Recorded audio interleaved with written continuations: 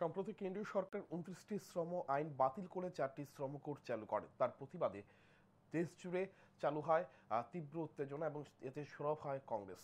শনিবার উত্তর জেলা কংগ্রেসের পক্ষ থেকে নয়া চালু করা শ্রম কোড বাতিলের দাবিতে উত্তর জেলার শ্রম দপ্তরের আধিকারিকের নিকট স্মারকলিপি প্রদান করা হয়। এদিন উত্তর জেলা কংগ্রেসের পক্ষ থেকে এক প্রতিনিধি দল উত্তর জেলা শ্রম দপ্তরে গিয়ে শ্রম দপ্তরের আধিকারিকদের হাতে স্মারকলিপি তুলে দেয়। প্রতিনিধি দলের নেতৃত্বে ছিলেন প্রদেশ কংগ্রেস কমিটির সম্পাদক চয়ন ভট্টাচার্য। তিনি সংবাদ মাধ্যমের মুখোমুখি হয়ে উত্তর জেলা শ্রম দপ্তরের আধিকারিকের নিকট স্মারকলিপি প্রদানের বিষয়টি জানান। পাশাপাশি জানান, নয়া শ্রম কোড বাতিলের দাবিতে আগামী দিনে কংগ্রেস বৃহত্তর আন্দোলন সংগঠিত করবে।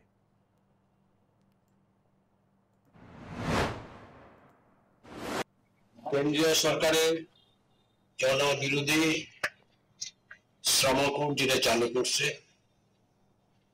আমাদের শ্রমিক সংগঠন মনে করছে, জাতীয় কংগ্রেসের শ্রমিক সংগঠন মনে করছে এটা জনবিরোধী। পরে আমরা আজকে মেমোরেন্ডাম দিলাম আমাদের শ্রম দপ্তরের জেলা অফিসে।